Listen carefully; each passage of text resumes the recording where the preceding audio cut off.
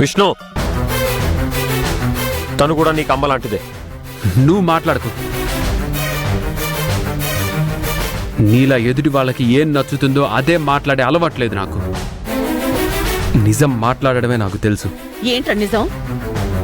మీ నాన్నగారికి నీతులు చెప్పేంత పెద్దవాడు వైపోయావు నువ్వు. ఆయనకు కాదు, నీకు చెప్పాలి.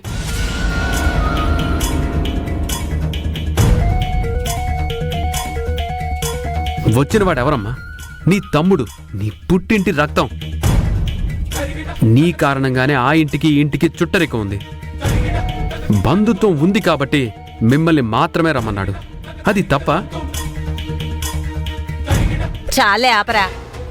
గతంలో ఎవరి గురించి మాట్లాడితే గొడవ జరిగి ఈ రెండు కుటుంబాలు ఇంతకాలంగా దూరంగా ఉండాల్సి వచ్చిందో, ఇన్నాళ్ల తర్వాత కూడా వచ్చి మళ్ళీ అవే మాటలు మాట్లాడడం కరెక్ట్ అంటావా? అవును, మీ అందరికీ వీళ్ళేం చెప్తే అదే కరెక్ట్. కానీ మనకు నచ్చింది, మనం మెచ్చిందే ఈ ప్రపంచం మెచ్చుకుంటుందని అనుకోకూడదు. ఆప్తావా?